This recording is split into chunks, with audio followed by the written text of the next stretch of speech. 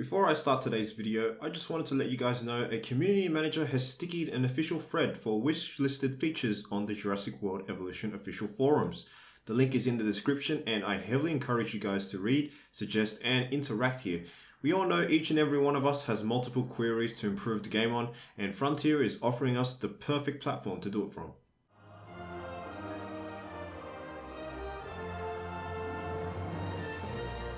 As I promised earlier, we are going to be examining the dig sites, and arguably my favourite part of the lead up to this game is the speculation surrounding the species. Thanks to Reddit user Hiplobonoxa, the expedition map is labelled accordingly based on information in the game's engine database, which was revealed in the gameplay demo we had. As we analyse this map and attempt to predict the subsequent dinosaur roster, we must of course have to make some assumptions. The first assumption is that Frontier is pertaining to scientific and locational accuracy and thus only adding species present at these respective sites.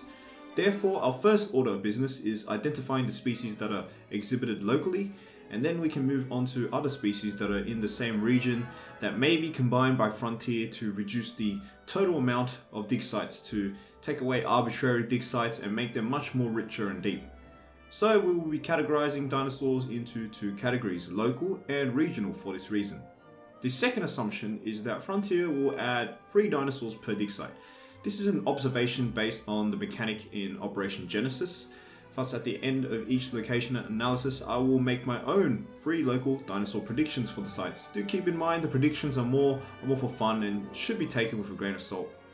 Also in Operation Genesis, some species occur twice in some dig sites, and I have a feeling some might appear even at multiple sites in Jurassic World Evolution, depending on their abundance in the fossil record. Also, we have to keep in mind the lack of marine and flying dinosaurs in the initial release of the game, but I will mention them where they are interesting enough to be mentioned. Before we get into the analysis, I want to talk to you guys about something that I've been thinking a lot quite lately, especially in response to my criticisms in my info dump number 2.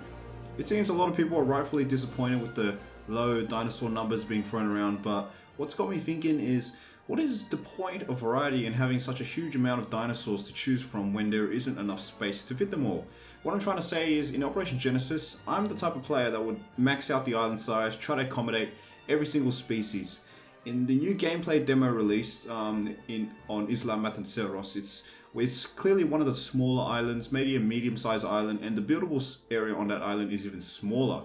It makes you wonder whether Frontier realized there's no need for a large amount of dinosaurs, including marine reptiles and flying dinosaurs, because we're never going to fit them into large, expansive, open-range exhibits most of us love to build anyway.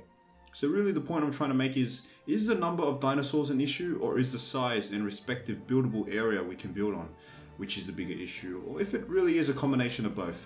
I'm keen to hear what you guys think, because I believe thinking about this point opens up an entirely new perspective on what's been bugging people. So anyways, let's get into the expedition map analysis. We will start in Europe, where there are 2 present sites very close together in the UK. Oxford Clay is a Jurassic period sedimentary rock formation with some well-preserved fossils. It is important to note the underlying bedrock of the Oxford Clay extends for much of the UK and Western Europe. Although it's known for mainly plesiosaurs and invertebrates, it does contain some interesting dinosaurs. Of course, we have the Metriacanthosaurus, which has already been confirmed in the pre-order trailer, and it will definitely be exhibited from this site. Eustreptospondylus is the other major carnivore from this site, but it might be in heavy competition against the Metriacanthosaurus, so I don't expect it. Local herbivores include Carlovosaurus and the Stegosaur Lexovisaurus. Leopleurodon is the major marine reptile here. All in all, a very redundant site if we're just looking at local species. Although not hailing directly from any Oxford Clay paleontological sites, Megalosaurus was discovered in the same sedimentary formation in the Oxfordshire region. Other Oxfordshire species include the sauropod Celosaurus and the European specimens of Camptosaurus. Other dinosaurs further out include the Stegosaur Decentris from Wiltshire and the theropod Proceratosaurus from Somerset. Both these dinosaurs are found in the same Jurassic sedimentary rock as the Oxford Clay.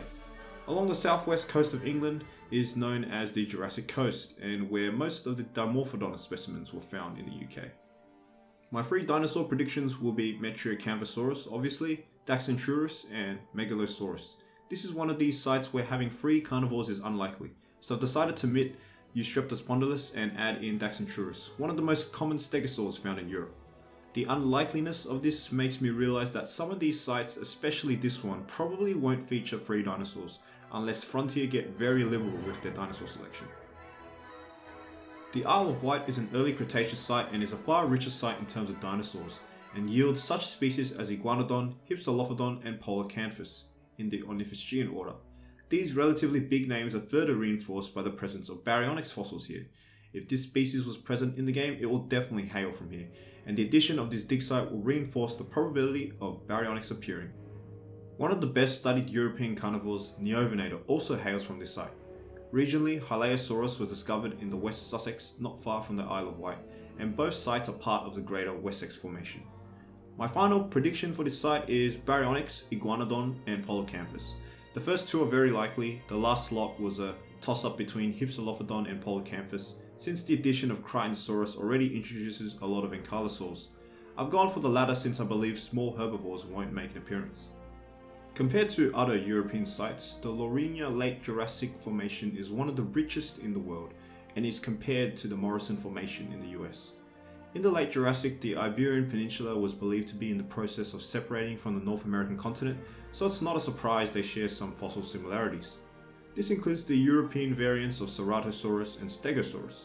Ceratosaurus was revealed to be directly acquired from this site in the gameplay demo. Some major carnivore names include Allosaurus, which is predicted to be in the final game, Megalosaurus and Torvosaurus. Other herbivores include the sauropod Supersaurus, Ornithopods Dryosaurus, Camptosaurus, and the Stegosaurus cousin, the Daxantrurus yet again, which appears in almost the entirety of the Western European dig sites. Altogether, the LOURINHÄ Formation represents a wide diversity, but may have overlap with the Morrison Formation. With Ceratosaurus confirmed as part of the LOURINHÄ in the demo, I predict Stegosaurus and Allosaurus to accompany it. Although this seems like a North American roster for this site, I hope the Morrison Formation instead will feature more, less common dinosaurs. Moving into Asia, we meet the BISSEKTY Formation, a late Cretaceous site in the deserts of Uzbekistan, not indifferent to the also late Cretaceous Gobi Desert formations found in Mongolia. Very rich in paleontological finds, it features very little dinosaur fossils however, and only one of note is the Archaeonyphomimus. I have a feeling this site was only added just to accommodate this species. In a regional sense, Psittacosaurus is also discovered in this Cretaceous basin from Siberia all the way down to as far as Thailand, and thus could be a possibility here. But I'm going to skip predictions for this site as I think this was a very arbitrary site only added to accommodate what I believe is a very useless species. Moving to the east, we roll into the Gobi Desert. A huge contrast from the BISSEKTY, the NEMEGT contains a huge amount of Oviraptorosaurs with other huge theropod names such as Deinonychus, Tarbosaurus, Alioramus, and Therizinosaurus. The Ornithomimids Gallimimus and Anserimimus also feature here. Ornithischians range from Homalocephalae and Prenocephalae to the famous ankylosaur Seychania. Nearby Jadocta Formation and the Flaming Cliffs site also features other extensive listings, and as expected there is a lot of overlap here. The listing includes Velociraptor, Shibuya, Protoceratops and Microceratus. My predictions for this site is Velociraptor, Gallimimus and Microceratus, with the latter I think making the cut simply because I believe Frontier will be adding all the dinosaurs featured in Jurassic World, even though it's probably too small. If not included, then I think Therizinosaurus will make the cut instead. To China, which features 4 formations. First is the Yulangzhe, with this formation and the subsequent underlying strata dating all the way from the entire Cretaceous era. In Yulangzhe directly we have Tarbosaurus, Ornithomimus and Charonosaurus. Close by, at the Yixian Formation in Liaoning Province features Cynovenator, Caudipteryx and Yutyrannus. A small site in Bipiao, also in Liaoning Province, features the dubious Crichtonsaurus and more widely known Therizinosaur Bipiaosaurus. Predictions for this site are optimistic to say the least, owing to the Yulangzhe Formation as the lesser fertile of the Chinese sites. However, it will definitely be the site of Crichtonsaurus, which has been confirmed species from the pre-order. For the other 2 slots I predict, and with a lot of uncertainty, either Tarbosaurus, Yutyrannus or maybe Charonosaurus. I didn't want to include Ornithomimus even though it is more of an obvious choice because there is already Gallimimus, Struthiomimus and Archaeornithomimus in the game already. IREN DABASU overlaps a lot of the other rich fossil beds, with the underlying strata essentially stretching from northeastern China through Inner Mongolia lands and into Western China. It is of the Cretaceous period. IREN DABASU itself features also Archaeoniphomimus and Velociraptor. Gigantoraptor also features here. Further south in the Wangxi group in Shandong province, we have Sinoceratops, a major name for the upcoming Fallen Kingdom movie, as well as a fan favourite Sintaosaurus. Moving a bit to the west, we encounter Ejinhoro Formation, which features the Stegosaur Wuerhosaurus. Moving further, we reach the Bayan-Shire Formation of Inner Mongolia, which contains such names as Microceratus, Achillobeta, and the Therizinosaurs Aligosaurus and Segnosaurus. My three predictions for this site are Sinoceratops, any combination of either Microceratus or Archaeoniphomimus or Velociraptor, and a hopeful Wuerhosaurus inclusion.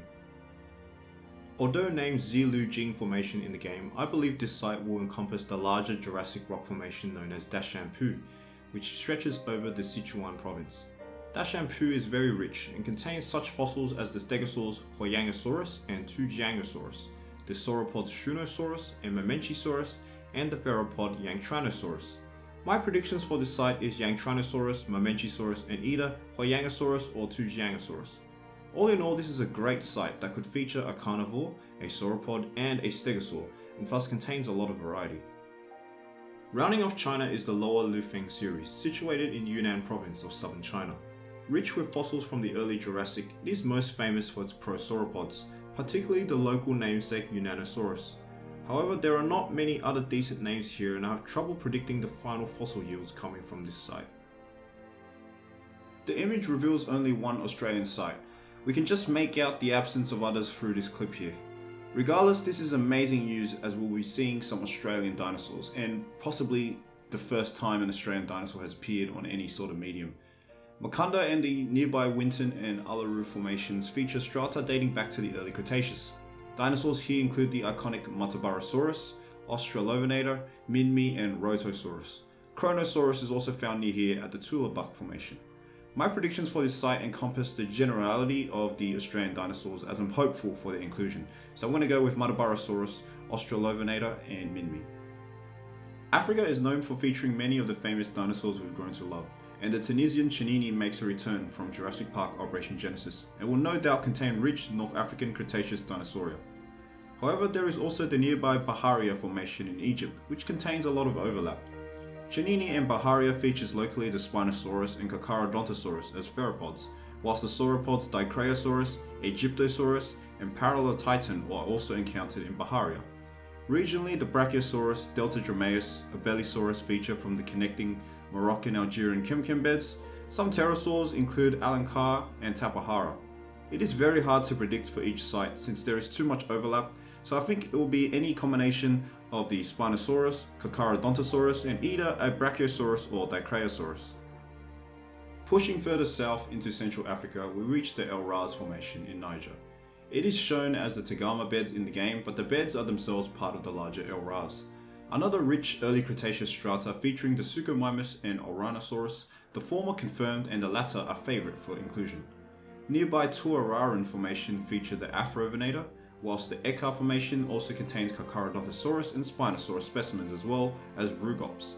The predictions for ELRHAZ is definitely the inclusion of the confirmed Suchomimus, Oranosaurus as a herbivore, and either Afrovenator or Rugops as the final carnivore slot. Due to the abundance of also Spinosaurus and Carcharodontosaurus in Niger as well, you can interchange these species for the final slot. Into Tanzania, and we reach another formation which returns from Jurassic Park Operation Genesis, and it is the Tendaguru Formation. The fossil-rich late Jurassic strata is essentially very similar to the Morrison and LOURINHÄ formations, which may call into question special diversity. The beds produce a high number of Brachiosaurus material, but these have been changed to the new genus of Giraffatitan. Due to its similarity to the Brachio, I doubt this will make the game, and instead the Tendaguru will probably be another Brachio fossil provider. Hopefully there could be a skin variant unlocked with this dig site, offering something for us to distinguish this African variant from the normal Brachiosaurus. The other notable herbivore here is Kentrosaurus, and with that being indirectly confirmed, it will definitely feature here. Rounding out the Jurassic carnivores are Allosaurus, Ceratosaurus, and Elaphrosaurus. An interesting shout is the Ostafricasaurus, pretty much a dubious genus known from a single tooth, but Frontier has already shown they're not shy from including obscure dinosaurs. This site may also be used to provide Pterodactylus and Rhamphorhynchus fossils as well. My predictions are the Brachiosaurus, Kentrosaurus, and either Ceratosaurus or Allosaurus. Wishful shout out to maybe the Elaphosaurus or Ostafricasaurus as the final carnivore slot. Rounding up Africa, and this late Cretaceous Madagascar formation is the obvious candidate for the confirmed Majungasaurus. Like the BISSEKTY, I believe the MAEVARANO was only added just to accommodate the singular Majungasaurus, as the rest of the roster are mostly obscure or dubious specimens, including Stegosaurus, Titanosaurus, Rapidosaurus, and Masiakasaurus, therefore no real predictive information from me here. That's it for part 1 guys. In part 2 coming out soon, we will explore and analyse the North and South American dig sites, easily the most detailed continent in the game. We will also look at some key sites and formations that didn't make the cut and could be added as future DLC. As always, feel free to discuss, make sure to check out the official Jurassic World Evolution Frontier forums, and I'll catch you guys in part 2.